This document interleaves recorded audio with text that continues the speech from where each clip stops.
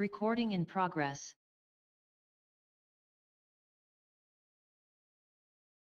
Recording in progress. 안녕하세요. 오늘 함께 나눌 말씀은 마태복음 5장 20절에서 32절입니다. 제가 먼저 읽고 같이 교독하겠습니다. 마태복음 5장 21절에서 32절. 옛 사람들에게 말하기를 살인하지 말아라. 누구든지 살인하는 사람은 재판을 받아야 한다. 한 것을 너희는 들었다.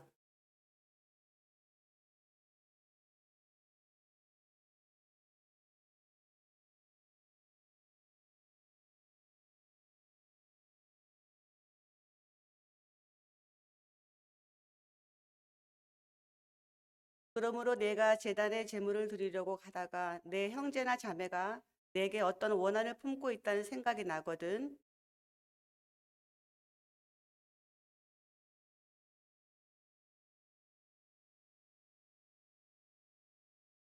너를 고소하는 사람과 함께 법정으로 갈 때에는 도중에 얼른 그와 화해하도록 하여라. 그렇지 않으면 고소하는 사람이 너를 재판관에 넘겨주고 재판관은 형무소 관리에게 넘겨줘서 그가 너를 감옥에 집어넣을 것이다.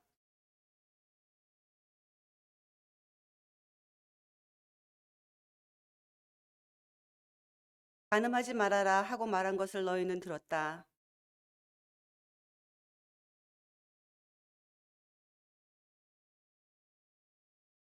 내 오른 눈이 너로 하여금 죄를 짓게 하거든 빼서 내버려라.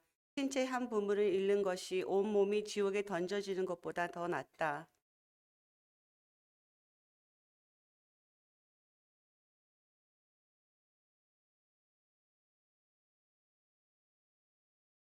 누구든지 아내를 버리려는 사람은 그에게 이혼 증서를 써 주어라 하고 말하였다.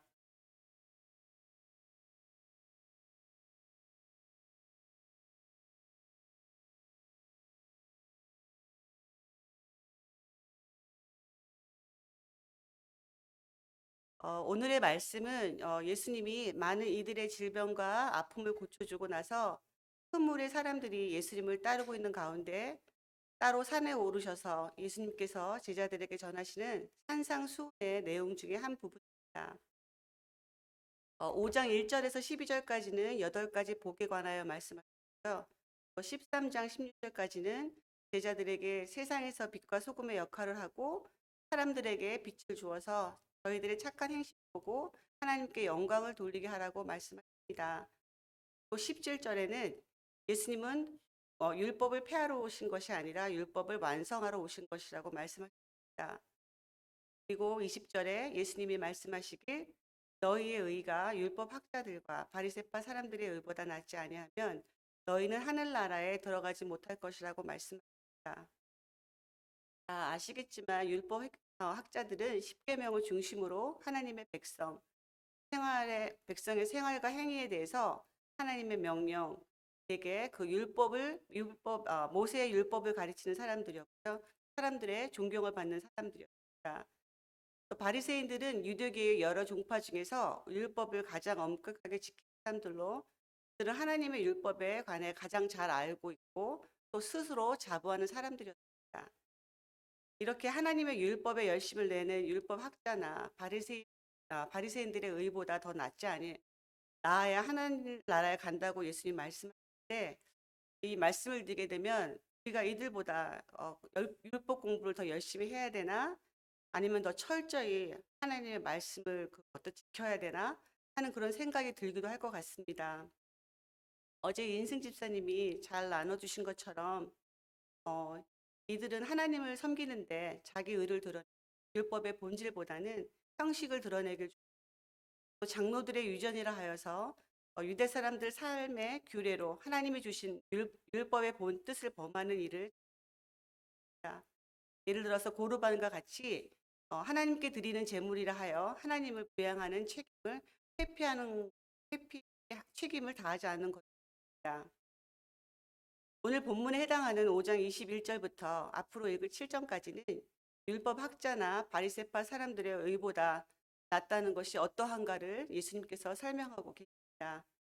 세상의 빛과 소금이 되고 사람들에게 빛 것이라고 말씀하신 것처럼 우리들의 이웃과의 관계에 대해서 말씀하고 계십니다. 21절에는 10계명 중 살인하지 말아라. 살인하는 사람은 재판을 받을 것이다. 라는 계명에서 더 나아가 형제 자매에게 성내는 사람, 그리고 얼간이라고 부르는 사람, 또 바보라고 말하는 사람은 지옥에 던져질 거라고 말씀하십니다.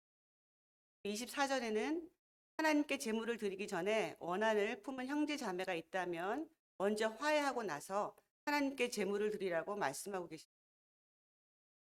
또 27절에는 간음하지 말라는 계명에서 여자를 보고 의목을 품는 사람은 이미 그 마음으로 여자를 범했다고 말씀하십니다.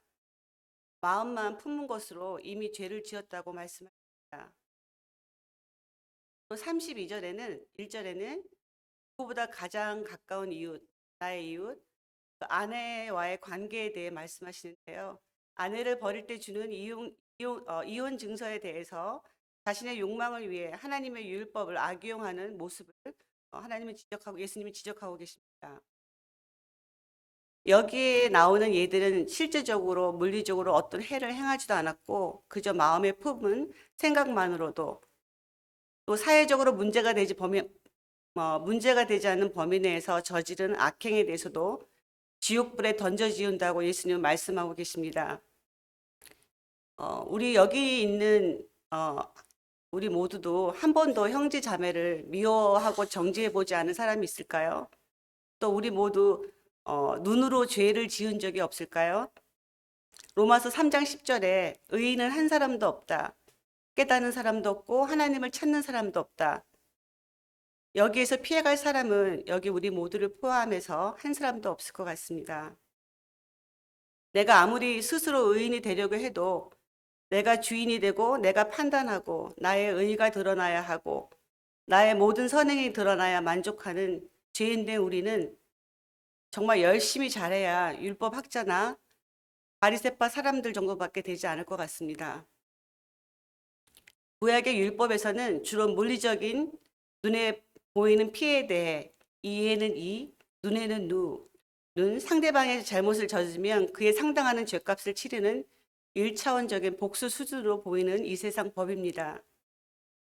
그런데 오른뺨을 때리면 왼뺨을 대어주라고 하고 내 원수를 사랑하고 세상살이와 반대되는 말씀을 하시는 예수님은 이웃에 대한 우리의 자세, 본질에 대해서 말씀하고 계십니다. 요한복음 4장 17절 회개하라 하늘나라가 가까워왔다.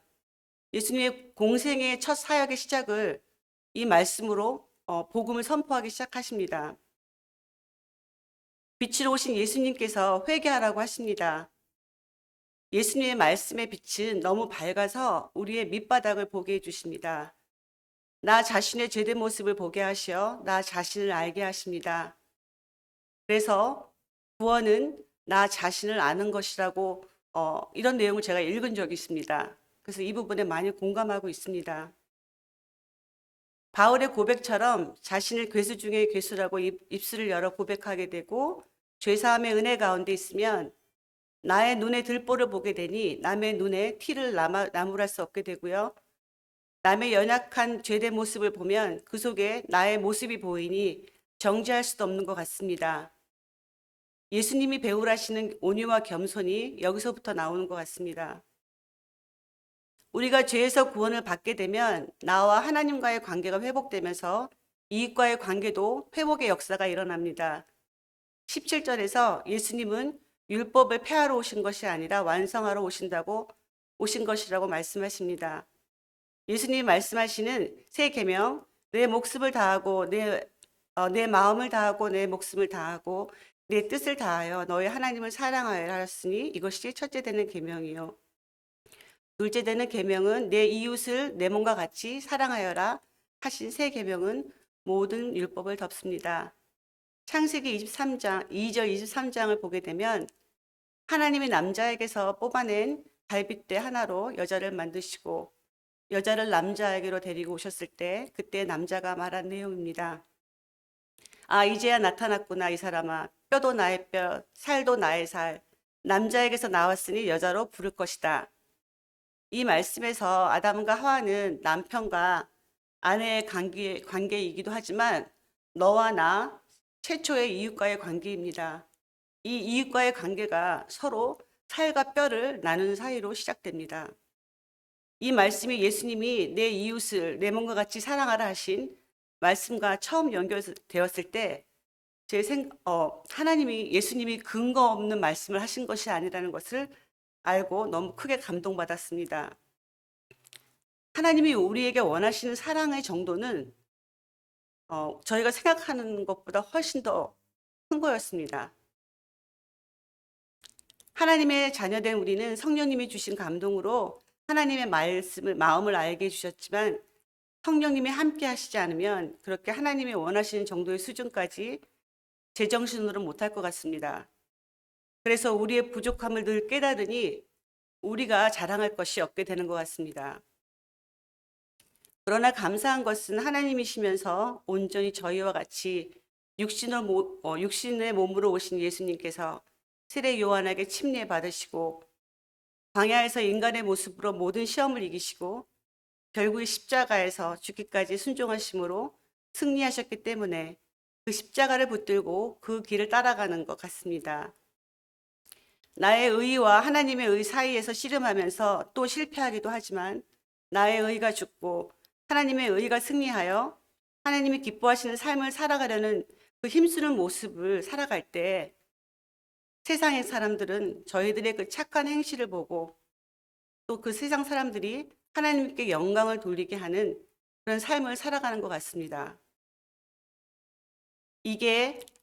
저는 이게 하나님이 주신 소망이라고 생각합니다. 제가 어떤 목사님이 하신 말씀을 들은 적이 있는데요. 저희 지금 모습이 만족스럽지 못하고 실망스러울지라도 하나님의 자녀들은 아이에 비유하면 갓 태어난 아기는 아무것도 할 수 없지만 그 생명 안에는 무한한 능력이 이미 장착되어서 점점 자라나면서 훈련도 받고 또 그렇게 자라면서 그 잠재된 것들이 드러난다고 합니다. 그렇게 하나님이 원하시는 장성한 분량으로 한 걸음 한 걸음 나아가는 것 같습니다. 그래서 율법학자와 바리새파의 의보다 나은 것은 예수 그리스도의 십자가밖에 없는 것 같습니다. 내 자신이 끊임없이 예수님이 십자가 앞에 서게 되고 우리의 연약함을 고백하고 또 내 자신은 죽었지만 그 죽음 뒤에 부활로 승리의 기쁨을 반드시 주시는 하나님의 신실함을 믿는 믿음인 것 같습니다. 같이 기도하겠습니다. 우리 GFC 식구 모두가 함께 하나님이 원하시는 영광된 길을 함께 가면서 서로 격려하고 세우고 나아가면서 세상 가운데서는 빛과 소금의 역할을 그리고 우리의 선한 행실로 세상 사람들에게는 하나님께 영광을 돌리게 하는 하나님이 기뻐하시는 좋은 교회가 되기를 간절히 바라며 길이요 진리요 생명이신 예수 그리스도 이름으로 기도드리옵나이다.